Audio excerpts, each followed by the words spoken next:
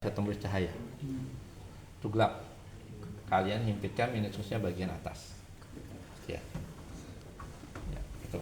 Jadi ada namanya permanganometri, ada iodimetri. Nah, itu dia titrannya ya, titrannya. Itu dia pakai kalau permanganat ya pakai kalium permanganat ya. Kalau yang iodi ya pakai iod biasanya I2. Ya, itu yang agak gelap.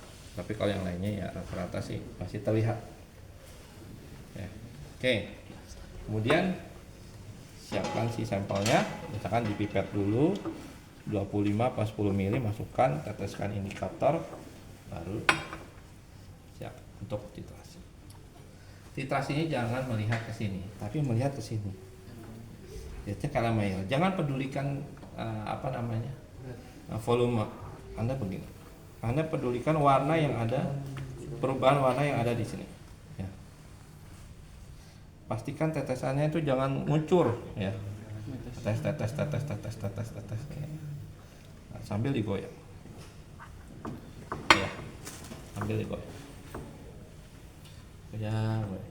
Jangan goyangnya begini. Goyangnya begini. Ya. Jangan begini. Ya. Kalau begini, kalau lepas nggak ada yang menyangga, tak lepas. Kalau begini, ini lepas, ini masih bisa menyangga. Ini sama ini. Silakan. Ya. Ya. Gini. Goyangnya jangan gini ya. Tapi bagian bawahnya digoyang. Bagian atas itu tidak terlalu digoyang gitu. Tapi bagian bawahnya, karena kita mau mereaksikan atau menghomogenkan dari reaksi ini tuh di bagian bawah, bukan bagian atas. Jadi yang kita goyang itu kita fokuskan ke bawah. Ya. Tetes gitu kan sampai kita tunggu. Nah. Padu. Kalau udah mulai perubahan warnanya lama menghilangnya, ya. Berarti udah mau mendekati titik akhir. Harus pelan-pelan, tetesannya harus lebih agak dilambatkan. Nah, kalau misalkan sudah, wah kayaknya setetes lagi nih udah mau berubah warna, ya, kita pakai setengah tetes atau yang nyebutnya setengah tetes atau tetes gantung, ya. Itu, nah ini ada tetesan nih di ujung ini, di ujung buretnya, ya kan? Nah itu kita tempelkan aja, tek. Nah nanti kita ini kan cairannya sampai mendekati tetesan itu. Nah, tapi jangan sampai tumpah, baru kita aduk. Tas, langsung berubah warnanya. Kalau Anda yakin hanya setengah tetes. Tetes gantung. Warnanya kalau kayak PP itu yang bagus itu merah muda 11. Merah muda yang sangat-sangat tipis sekali. Itu paling bagus. Dilihat seperti ini mungkin nggak begitu kelihatan, tapi kalau sudah diinikan dengan kertas putih, oh iya ada kayak pinknya sedikit. Nah, itu titik akhir yang bagus. Karena kenapa? Setelah kalian teteskan satu tetes lagi, dia akan berubah jadi langsung merah misalnya. Gitu ya. Oke. Ya, itu saja. Ada lagi yang menanyakan terkait alat-alatnya?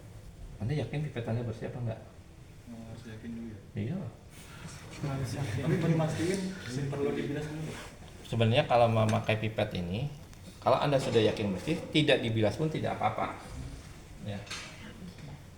Tapi kalau misalkan pipet Anda dengan sampel yang sama, tapi maksudnya jenis sampel yang sama tapi berbeda konsentrasi, boleh dipakai lagi. Ya kan sama-sama enak, asam oksalat yang satu ini 1 M, kemudian Anda punya lagi labu lagi 0,1, punya lagi 0,5, itu boleh pakai satu pipet. Ya. Tapi bilas dulu, pertama pakai air, baru bilas lagi pakai larutannya. Gitu. Ya, membilas itu biasanya dengan pelarutnya dan juga dengan si cairan yang mau dipakai. Minimal tuh sebenarnya pembilasan itu minimal 3 kali. Makanya saya bilang pembilasan itu tidak perlu banyak-banyak, sedikit saja. Yang penting dia terselimuti bagi area yang dia biasa kena larutannya gitu. Jadi kalau kayak membilas pipet itu, ya misalkan ini kalian bilas dengan ini dulu lah.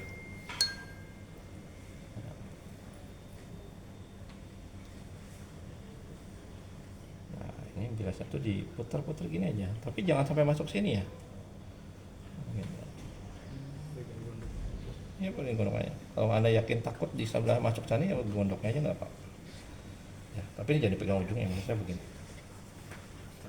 Ya, enggak, ini takutnya bahan kimia di sini, bekas bahan kimia. Ya, Kalau babnya dilepas dulu boleh Pak? takutnya tumpah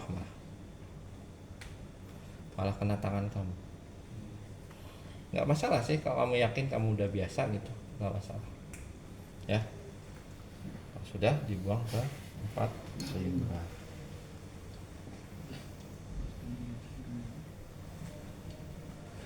Ya. Jadi tujuan membilas itu untuk menghilangkan sisa-sisa larutan sebelumnya. Itu ya. Boleh. Ya. Tapi jangan memasukkan apapun ke dalam botol semprot. Karena ini akan dipakai secara universal kalian, orang umum. Kamu pakai, teman kamu pakai, atau siapapun rekan kerja kamu pakai gitu biasa. Nanti tahu tuh Aquades, pasti Aquades, nggak pernah dikasih bahan lain, makanya dia percaya. Atau mungkin dia aseton atau apa gitu kan. 45 di situ hasilnya.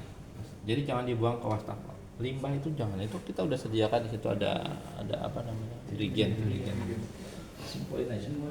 Ya, cuma 5 tahun. Ya. Gitu ya. Paham ya? Ada lagi? Mau mepet itu harus begini. Baru itu.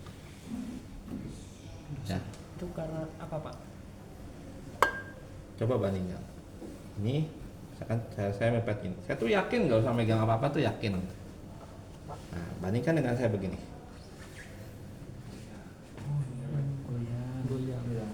Misalkan ya. Maksudnya nggak tremor sebenarnya. Saya cuma nyontohin aja. Ini kan manual. Kalian masang ini kan manual ya. Ada yang kenceng banget, ada yang biar nanti gampang dilepasnya nggak terlalu kenceng, yang penting bisa nyedot gitu. Jadi lebih kepada faktor safety gitu ya. Ya, ada lagi? Tapi selama dia tidak ada endapan, silakan tempelkan demi safety. Saya sarankan demi safety. Bukan masalah jago nggak jago, tapi demi safety. Nyedotnya jangan di dasar. Anda lagi mipet tiba-tiba goyang dikit gempa gimana? Lepas. Ya kan? Anda tahu. Jadi itu orang tuh punya teknik tuh sudah memikirkan aspek-aspeknya. Nah, misalkan sama seperti tadi. Ini kenapa saya dari tadi begini? Ya, begini. Apa yang bisa Anda amati kalau saya begini dibandingkan misalkan begini? Cipratan. Ya, karena faktor safety lagi. Kalau begini, dia faktor untuk mencipratnya itu akan lebih kecil. Dibandingkan kalau ada langsung serot.